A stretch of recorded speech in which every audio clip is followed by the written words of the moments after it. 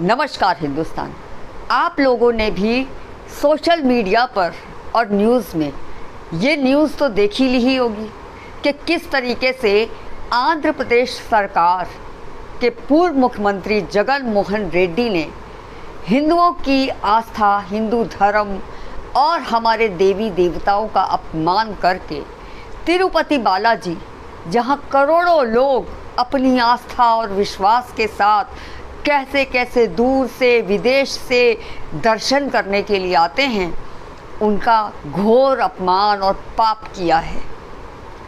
तिरुपति बालाजी के बनने वाले प्रसाद के अंदर सूअर की चर्बी, गाय की चर्बी, मछली का तेल और न मालूम क्या क्या चीज़ों की मिलावट करके लड्डू बनाए गए, जिसको सब में वितरण किया गया जनता में जो वहाँ दर्शन करने जाते हैं।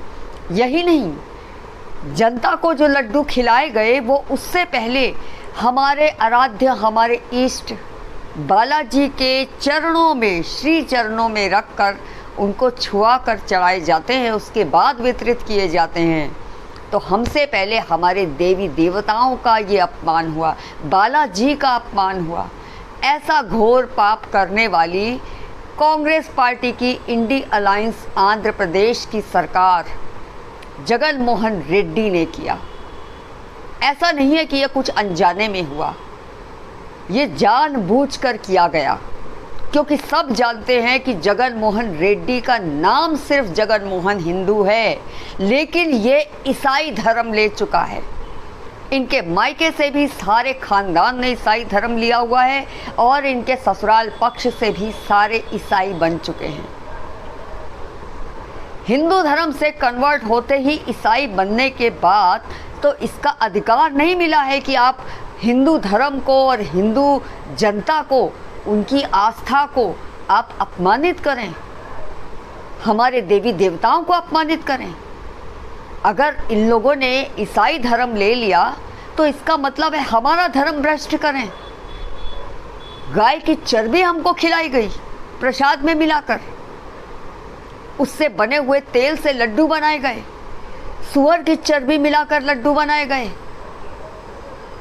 लेकिन कहाँ कुछ हुड़दंग हो रहा है, कहाँ कहीं कोहराम मच रहा है, कोई तूफान मच रहा है, सब जगह शांति है। क्योंकि अब हमको शर्म नहीं आती, हमको लज्जा नहीं आती। बड़े से बड़ा घोर अपमान हो जाए हिंदू धर्म का, बड़े से बड़ा अपमान हो जाए हमारे भगवान का, हमारे देवी देवताओं का, लाख हमारी आस्थाओं के ऊपर कोई चोट करता रहे, आक्रमण करता रहे, हमारे मंदिर तोड़ दिए जाए, हमारी आंखों के सामने शिवलिंग पर कोई मूत के चला जाता है, कोई मांस के टुकड़े फेंक देता है मंदिर में, हमारी शोभा यात्राओं पे पत्थरबाजियां होती हैं। हम अपने देश में ही हिंदू बहुसंख्यक होते हुए भी अपने देश में भगवान के त्यौहार की शोभा यात्रा नहीं निकाल सकते, उस पर पत्थर पड़ जाते हैं, मार काट मच जाती है, दंगे हुआ करते हैं। लेकिन अब हमको आदत हो चुकी है, अब हमको लज्जा नहीं आती, हमको शर्म नहीं आती, क्योंकि हम मर चुके हैं। चुपचाप बैठकर अपने कंफर्ट जोन में खाली बैठ के न्यूज़ देखते रहते हैं, कोसते हैं, वहाँ बैठ बैठ के छटपटाते हैं, सोशल मीडिया पे ज़रा से ट्वीट कर देंगे, कुछ कमेंट्स कर देंगे, बस हो गया। लेकिन यही दूसरी तरफ अगर ज़रा सा पेट्रोल के दाम बढ़ जाएं, आलू प्याज के दाम बढ़ जाएं, या ज़रा सा किसी और चीज़ के दाम बढ़ जाएं, तो हम हाय हुल्लड़ मचा देते हैं, नंगे नाच कर देते हैं, प्रधानमंत्री को कटहरे में लाके खड़े कर देते हैं कि टमाटर के दाम क्यों बढ़ गए, उस पर डिबेट करवाने बैठ जाते हैं। डिबेटें होती हैं अगर 1 रुपया पेट्रोल का दाम बढ़ जाए तो। लेकिन आज हमारे सबसे बड़े आराध्य, हमारे बालाजी, जिन पर करोड़ों लोगों की आस्थाएं हैं, देश विदेश से लोग वहाँ पे दर्शन करने आते हैं, क्या क्या उम्मीदें, क्या क्या विश्वास और क्या क्या सपने लेकर आते हैं। उन बालाजी का इतना घोर अपमान होने के बाद भी पूरे हिंदू सनातन धर्म में कैसी शांति है, जैसे कि कुछ हुआ ही नहीं।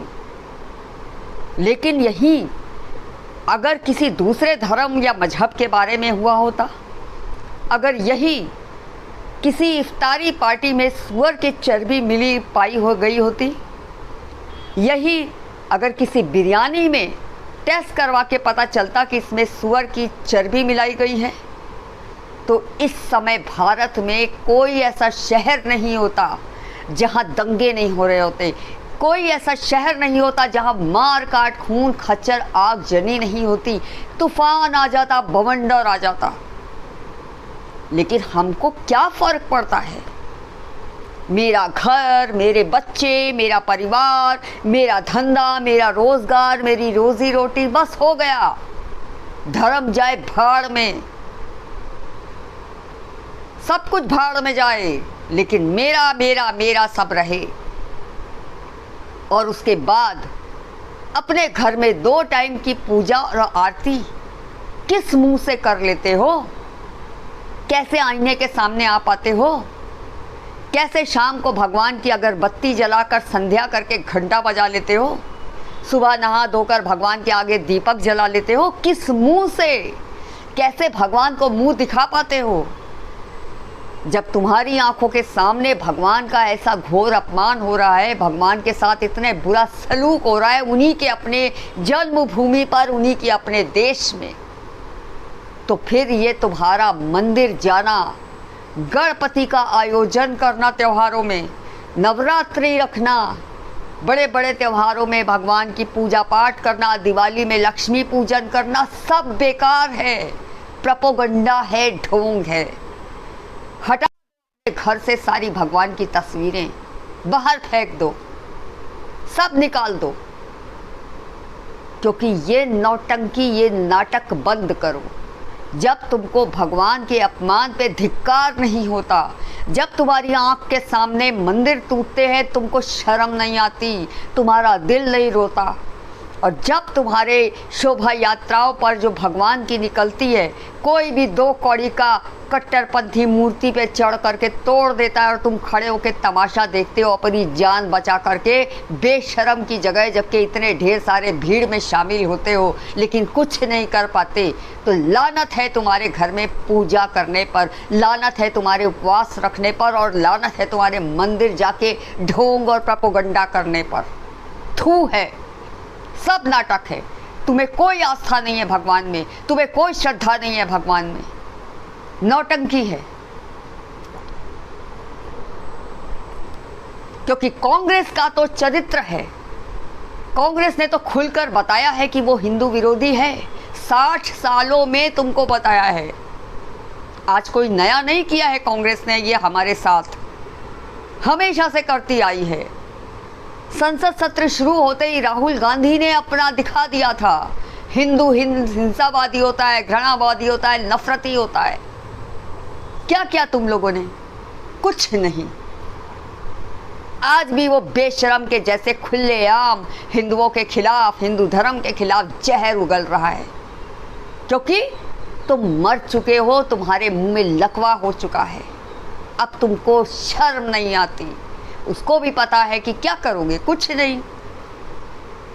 जिस समय इसी कांग्रेस सरकार ने राजस्थान में राम दरबार का बड़ा सा गेट गहलोत सरकार ने गिरा दिया था, क्या किया था तुमने? कुछ नहीं। कोई तमाशा किया, कोई हुड़दंग मचाया, कोई आंदोलन, कोई प्रदर्शन किया? नहीं किया। अपने कंफर्ट जोन में बस बैठ के तमाशा देखते रहे।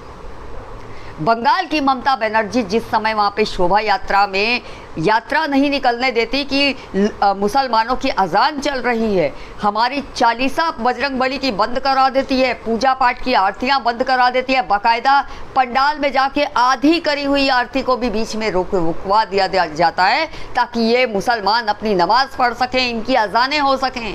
अपने भारत में हिंदू पूरे समझो हिंदू राष्ट्र ही है, वो तो सेकुलरिज्म की चाशनी चटा दी इंदिरा गांधी ने और चोरी से उसमें सेकुलरिज्म लिख दिया, वरना है तो ये हिंदू राष्ट्र ना।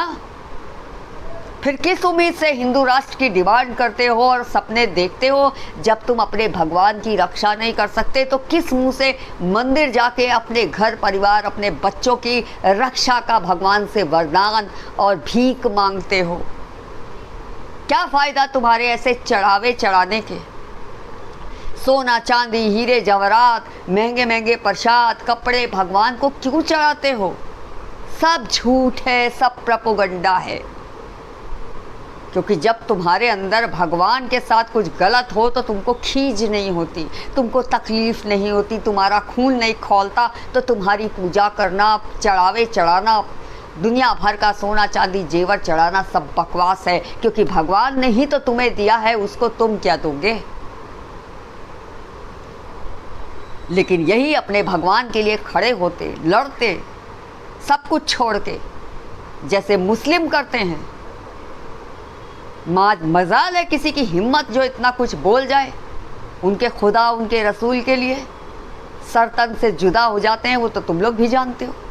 लेकिन तुम सर तन से जुदा नहीं कर सकते तो कम से कम इतना बड़ा जो तिरुपति बालाजी में घोर अपमान कांग्रेस पार्टी ने किया है, कांग्रेस की अलायंस सरकार ने किया है, उसके खिलाफ प्रदर्शन आंदोलन तो कर सकते हो। उसके खिलाफ आवाज़ें उठाने के लिए एकजुट होकर इकट्ठे तो हो सकते हो, कि वो भी नहीं कर सकते तो फिर तुम मरे हुए हो। हर चीज़ के लिए तुम लोग का मुंह इतना चलता है, तरह तरह के वीडियो बना करके मोदी जी के खिलाफ डालते हो, जहर उगलते हो, लेकिन जहाँ पर बोलना चाहिए वहाँ पे तुम्हारे मुंह में लकवा हो जाता है। तुम्हें फ़र्क नहीं पड़ता क्योंकि तुम्हें भगवान भगवान नहीं लगते। प्राण प्रतिष्ठा भगवान की कराई जाती है। प्राण प्रतिष्ठा का मतलब उनमें भगवान को अवतरित कराया जाता है बाकायदा श्लोकों और मंत्रों के जरिए। लेकिन तुम केवल दिखावे की प्राण प्रतिष्ठा करते हो, उस पर विश्वास नहीं करते। तुम्हारे लिए वो सिर्फ एक पत्थर की मूर्ति है, एक ढांचा है।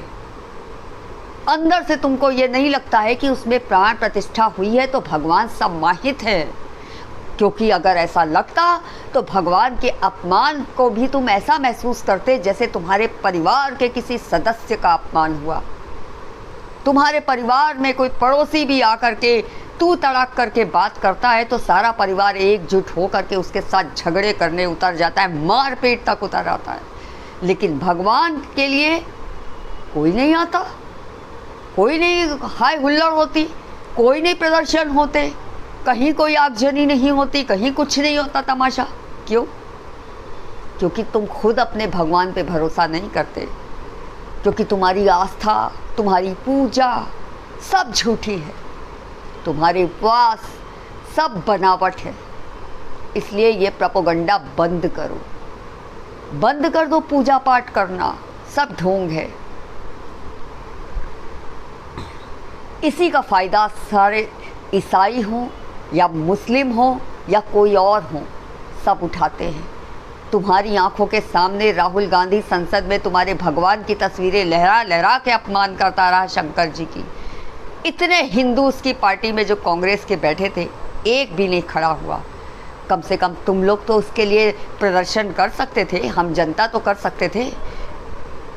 क्योंकि भगवान बीजेपी के नहीं हैं, बीजेपी के भगवान नहीं हैं, हमारे हैं। हमारे भगवान का अपमान हो रहा है। ये राष्ट्र बीजेपी का अकेला नहीं है, हमारा है। तो यहाँ की हिंदू धर्म संस्कृति, हिंदू सभ्यता, सबका रक्षा करना, सबका ध्यान रखना, उसके लिए आवाज़ उठाना सिर्फ सरकार का नहीं, हमारा भी फ़र्ज़ है। हर समय सरकार को कटहरे में लाना ये बात नहीं होती, खुद भी कुछ करना पड़ता है। लेकिन तुमको कहाँ फुर्सत है? तुम्हें फुर्सत कहाँ है पैसे कमाने से? तुम्हें फुर्सत कहाँ है राशि ठाट के लिए नोट छापने से, अपने रोज़गार बिजनेस से? अरे मुस्लिमों को देखो, एक पंचर वाला, एक मुस्लिम पंचर वाला अपनी दुकान पे एक फ़िलिस्तीन जैसा विदेश जिसने इसको कुछ नहीं दिया, कुछ खिलाया नहीं, कभी इसकी मदद नहीं की, उसका भी झंडा लेके खड़ा हो जाता है। उस फ़िलिस्तीन के जो कांड हो रहा है या लोग मर रहे हैं, उनके लिए एक दिन के लिए अपनी दुकान तक बंद करके झंडा खड़ा फ़िलिस्तीन का ले करके उसके खिलाफ, उसके सपोर्ट में विरोध करता है इज़राइल का। तो तुम उस मदरसा छाप, पंचर छाप से भी गए पीते हो। एक पंचर छाप भी अपनी दुकान को एक दिन के लिए बंद कर देता है जब उसको पता चलता है कि फ़िलिस्तीन में कितने सारे मुस्लिमों को मार दिया गया, बम से उड़ा दिया इजराइल ने। कौन है फ़िलिस्तीन? क्या करता है इस मुसलमान व्यक्ति के लिए? कुछ नहीं। विदेश में रहते हैं, सिर्फ वो मुसलमान हैं, वो भी वही कुरान पढ़ते हैं जो यहाँ के मुसलमान कुरान पढ़ते हैं, तो वो उनके भाई जैसे हैं। अगर उनके साथ कुछ गलत होता है तो उसके लिए भी वो भारत में बैठ करके नारे लगाता है, आवाज़ उठाता है। यानी तुम उस पंचर छाप से भी गए बीते हो कि अपने ही देश में अपने ही भगवान का, अपने ही तीज त्योहारों का अपमान चुपचाप बैठे देखते रहते हो, तुमको फ़र्क नहीं पड़ता। इसी बात का तो कांग्रेस पार्टी और बाकी पार्टियां फ़ायदा उठाती रही हैं। 1947 से जब से हमारा देश आज़ाद हुआ था और बाबा साहब अम्बेडकर ने 1950 में जब संविधान लिखा था, उसमें उन्होंने एक अधिनियम 26 भी बनाया था, जिसके तहत जो भारत की सरकार रहेगी वो किसी भी धार्मिक कार्यों में और धर्म में हस्तक्षेप नहीं करेगी। लेकिन कांग्रेस पार्टी ने 1951 अधिनियम ला करके इसको पलट दिया। उसने अपने अलग के कानून बना लिए, जिसमें जिस राज्य में सरकारें हैं वो कानून बना सकती हैं, मंदिरों पर कब्जा कर सकती हैं, किसी भी धर्म के व्यक्ति को मंदिर का अध्यक्ष नियुक्त कर सकती हैं या प्रबंधक बना सकती हैं। वो मंदिर के धन दौलत, हीरे जवाहरात, हीरे मोती और कैश सब पे कब्जा कर सकती है और किसी भी जात के, बिरादरी के या मजहब के लोगों में वितरण कर सकती हैं। वो मंदिर की परंपराओं में भी हस्तक्षेप कर सकती हैं। तमिलनाडु कांग्रेस शासित राज्य ने इस कानून का भरपूर फ़ायदा उठाया और एक नया अधिनियम लाया 1959, जिसमें राज्य के सभी 35,000 मंदिरों पर, उनकी दौलत पर, उस पे चढ़ाए गए मंदिरों में चढ़ाए गए चढ़ावे पर राज्य सरकारों का अधिकार होगा, चाहे वो उसका इस्तेमाल अपने किसी भी उद्देश्य के लिए कर सकती हैं, गैर हिंदुओं में भी बांट सकती हैं। मंदिर का चढ़ावा जो मंदिर के श्रद्धालुओं ने चढ़ाया उन पे खर्च ना होकर दूसरे गैर मजहबियों पे खर्च हो सकता है या किसी और उद्देश्य के लिए, और अपनी पूर्ति के लिए भी खर्चा कर सकती हैं जिसका कोई हिसाब नहीं देना। यहाँ तक कि 15 राज्यों में लगभग 4 लाख मंदिरों पर सरकारों ने कब्जा कर रखा है। कांग्रेस ने तो 60 साल तक सरकारें चलाई और ऐसे ही मंदिरों के खजानों पे कब्जा किया, मंदिरों की प्राचीन कीमती मूर्तियों को गायब करवा दिया। हमारे पूर्वज मंदिरों के अंदर बहुत सा खजाना छोड़ कर गए थे कि बुरे वक्त में हिंदू धर्म, हिंदू सभ्यता के लिए और कभी राष्ट्र को ज़रूरत पड़े तो उसके काम आए। आज वो खजाना कहाँ है, किधर गायब हो गया? इन्हीं राज्य सरकारों ने, कांग्रेस ने लूट करके पता नहीं कहाँ से कहाँ कर दिया।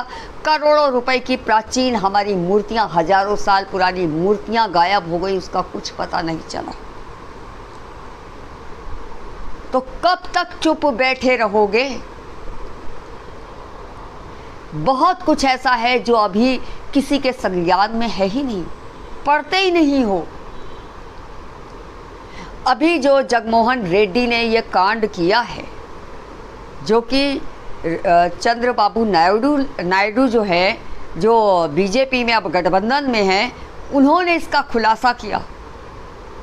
उनको शक हुआ या कहीं से पता चला, जिसका टेस्ट करने के लिए गुजरात में भेजा गया। गुजरात में जाकर के उसकी टेस्टिंग हुई, जिसमें ये सब मिलावट का पता चल पाया। वरना तो किसी को मालूम ही नहीं होता अगर कांग्रेस की सरकार होती। तो कब आवाज उठाना सीखोगे? और कितना अन्याय, कितना अपमान बर्दाश्त करके चुप बैठे रहोगे? कब तक मुर्दा बने रहोगे? जागो मेरे भाइयों, जागो।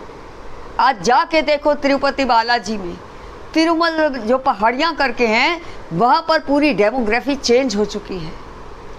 ईसाई मशीनरियों ने पूरा कब्जा करके रखा है। आते जाते लोगों को कन्वर्ट कर रहे हैं क्रिश्चियन में, बाइबिल दे दे करके, बड़ी बड़ी बातें करके, धन दौलत पैसे का लालच देकर उनको बरगला कर ईसाई बनाया जा रहा है। जिस तरह से पंजाब में कितने सिख ईसाई बन चुके हैं। लेकिन कन्वर्जन का ज़्यादा पता ना चल जाए, इसके लिए इन मशीनरियों ने एक चाल और चली है। वो चाल ये है कि आपका अगर नाम राधे श्याम गुप्ता है तो आप राधे श्याम गुप्ता के नाम से ही रहो, लेकिन अंदर से ईसाई बना दिया जाता है, आपका नाम बाहर नहीं आता, ताकि इंक्वायरी में पता ना चल सके। जैसे पंजाब में सिखों को, कितने सारे सिखों को कन्वर्ट कर दिया गया है, मगर वो आज भी गुरविंदर सिंह नाम से जाने जाते हैं या सुखविंदर सिंह के नाम से, लेकिन अंदर से वो पूजा ईसाइयों वाली कर रहे हैं, पूरे ईसाई बन चुके हैं। ये ईसाई मशीनरियों ने भारत में और कट्टरपंथियों ने हिंदुओं को कितना कन्वर्ट किया है, ये आपसे छुपा नहीं है। लेकिन अभी भी आपकी आंखें नहीं खुल रही, अभी भी आप अपने कंफर्ट जोनों से नहीं निकल रहे, अपने सुख से, अपने आराम से बाहर नहीं आ रहे, तो फिर देखना धीरे धीरे अभी 9 राज्य तो एकदम उनकी डेमोग्राफी बदल चुकी है, इस्लामिक स्टेट तो बन चुके हैं। दूसरी तरफ ईसाई हिंदुओं को कन्वर्ट करके ईसाई बनाते जा रहे हैं। तो हिंदू धर्म संस्कृति सभ्यता कैसे बचेगी? किस तरह से बचा पाओगे अपने धर्म को? या शायद तुमको फ़र्क ही नहीं पड़ता, अगर तुम्हें ईसाई बनना पड़ जाए या तुमको इस्लाम लेना पड़ जाए, तुम्हें फ़र्क नहीं पड़ता, क्योंकि तुमको तो ठाठ से रहना है, तुमको तो बराबर अच्छा खाना मिले, पहनना ओढ़ना मिले, जीना मिले, तुम्हारे परिवार सुखी रहे, ऐश में रहे। बेशक मुसलमान बन जाओ, बेशक ईसाई बन जाओ, तुमको फ़र्क नहीं पड़ता। अब बहुत कम लोग रह गए हैं जो अपने धर्म के लिए मरने को तैयार हैं। बहुत कम लोग रह गए, ऐसे हिंदू रह गए हैं जो अपने धर्म संस्कृति के लिए, अपनी सभ्यता के लिए मरने के लिए तैयार। लेकिन तुमको फ़र्क नहीं पड़ता बेशर्मो, बैठे रहो इसी तरीके से चुपचाप सरकारों के ऊपर डिपेंड होकर, क्योंकि धर्म तुम्हारा नहीं सरकारों का है, क्योंकि धर्म संस्कृति तुम्हारी नहीं सरकारों की है। तुम तो कुछ भी बन जाओगे, ईसाई बन जाओगे, मुस्लिम बन जाओगे, तुमको बस बैठे बैठे खाने पीने या जीने को, ऐश करने को मिल जाए, उससे तो मर जाना अच्छा है। हमारे भारत के मंदिरों में जो खजाना है या जो चढ़ावे चढ़ते हैं, चाहे वो सोना चांदी हीरे मोती या कैश में हो, वो सारा का सारा राज्य सरकारें अपने हैंडओवर कर लेती हैं। कांग्रेस के बनाए अधिनियम के अनुसार 4 लाख मंदिरों पे कब्जा कर चुके हैं ये लोग। जैसे वक्फ बोर्ड कितने सारी जमीनों पे कब्जा कर चुका है। 1500 साल पुराना मंदिर तमिलनाडु में जो है, 1500 साल पुराना, जिसकी कलाकृति देख के ही बता दी जाएगी बड़ी प्राचीन है। वक्फ बोर्ड ने उस मंदिर तक पे अपना दावा कर दिया, और बहुसंख्यक वो गांव हिंदुओं का है, लेकिन सब पूरी ज़मीन पे, पूरे गांव पे वक्फ बोर्ड ने अपना कब्जा दिखा दिया। जबकि 1400 साल पहले तो इस्लाम का जन्म हुआ है, तो 1500 साल पुराना मंदिर इस वक्फ बोर्ड का कहाँ से हो गया? क्या तुम लोगों ने आवाज़ उठाई? आए दिन देख रहे हो वक्फ बोर्ड कैसे कैसे मंदिरों पे कब्जा कर रहा है, कैसे कैसे ज़मीनों पे कब्जा कर रहा है। क्या तुम लोगों ने कोई आवाज़ उठाई? नहीं, सरकार का काम है। केवल एडवोकेट अश्वनी उपाध्याय हैं जो आए दिन तरह तरह के हिंदुओं के साथ होने वाले अत्याचार और हिंदुओं के साथ होने वाली नाइंसाफ़ियों के लिए और ज़मीनों के कब्जों के ऊपर आवाज़ उठाते हैं और वीडियो अपलोड डालते हैं सोशल मीडिया पर। लेकिन क्या ये सरकारों का ही केवल फ़र्ज़ बनता है? ऐसे अश्वनी उपाध्याय जैसे वकीलों और राष्ट्रवादी पत्रकारों का ही फर्ज बनता है? क्या तुम इस भारत का नहीं खाते, इस भारत में नहीं रहते? क्या तुम इस मिट्टी में नहीं पैदा हुए? तुम्हारे पूर्वजों की मिट्टी नहीं मिली इस देश में? क्या तुम्हारे पूर्वज किसी और जात के हैं? तुमको क्यों नहीं फर्क पड़ता? तुम्हारा खून क्यों नहीं खौलता ये सब देखकर?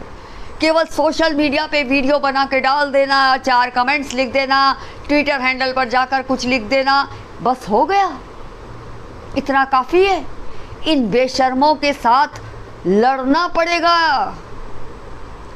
आवाज़ उठानी पड़ेगी, एकजुट होना पड़ेगा। सिर्फ सरकारों का फर्ज नहीं है ये, हमारा भी है। हमारे पूर्वज दफन है इस मिट्टी में। हजारों साल पुरानी हमारी संस्कृति है, हिंदू धर्म है। अगर तुम में हिंदुत्व है, रक्ति भर तुम्हारे पूर्वजों का खून तुम्हारी रगों में है, तो जागो मेरे भाइयों, जागो, आवाज़ उठाओ अपने हिंदू धर्म के लिए।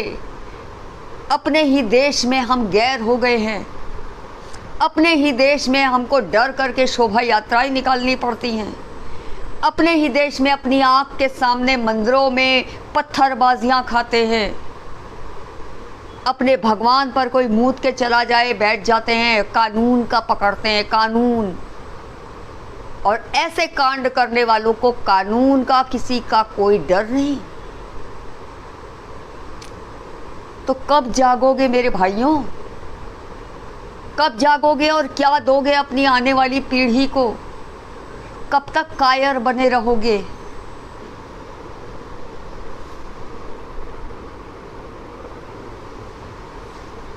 कब तक ऐसे ही डरते डरते अपने धर्म को ख़त्म कर दोगे, समूल नष्ट कर दोगे? कांग्रेस पार्टी के तो सारे अलायंस वाले जो साउथ के हैं, क्या कहा था? हिंदू धर्म मलेरिया है, डेंगू है। उदय स्टालिन ने क्या कहा था, स्टालिन के बेटे ने, कि सनातन धर्म का तो समूल नष्ट कर देना चाहिए, नष्ट कर देना चाहिए, नाश कर देना चाहिए। ये सब सुन के भी तुम लोगों ने क्या किया? कुछ नहीं किया। उसके बाद भी तब वहाँ पे रहने वाले, जहाँ पर ये भाषण दिए थे स्टालिन ने और उदय स्टालिन ने, वहाँ पे सारे क्रिश्चियन तो है नहीं इसको वोट देने वाले, या मुस्लिम तो है नहीं, हिंदू भी है जो इनको वोट देते हैं, मुख्यमंत्री बनाते हैं। उनको क्यों नहीं शर्म आती? कैसे इन लोगों को वोट दे देते हो भैया?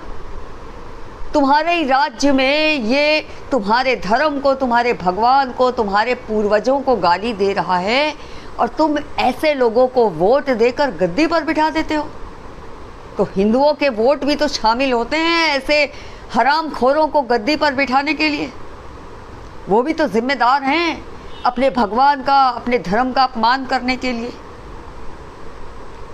जैसे अभी यूपी में योगी जी कितना अच्छे से शासन चला रहे हैं, सब कुछ अच्छे से चल रहा है। उसके बाद भी क्या हुआ? 8,500 खटाखट के लालच में आरक्षण बंद कर देंगे, इसका प्रचार राहुल गांधी ने भ्रम फैलाकर किया। बजाय ये जाने कि 10 साल से मोदी जी प्रधानमंत्री बने आ रहे हैं, क्या आज तक आरक्षण बंद हुआ? क्या कभी किसी की दलित का या आदिवासी का कोई आरक्षण बंद किया? नहीं। तो ये सोचना चाहिए था। खाली बस राहुल गांधी, जो कि जहरीला आदमी है, जिसका काम ही है कि इसी तरीके से हिंदुओं के बड़ी बड़ी ऐसी झूठ फरेब की बातें करके उनको टुकड़ों में बांट देना, एक दूसरे के खिलाफ लड़ाओ और गद्दी पर बैठ जाओ। उसकी बातों में आ करके एक ऐसी पार्टी, सपा पार्टी को 37 सीटें देकर जितवा दिया। और योगी जी को कितनी कम सीटें दी, जो इस तरह से कानून का पालन कर रहे हैं, जहां पर आए दिन कानून कितने सख्त है, जहां अपराधियों की हवा खिसकती है। ऐसे योगी जी को हरवा दिया। और सपा पार्टी, जिसने श्री राम मंदिर बनाने वाले कार सेवकों पर, जिन्होंने श्री राम मंदिर के लिए संघर्ष किया, उनको लाइन से गोलियों से भुनवा दिया, जलियांवाला बाग बना दिया।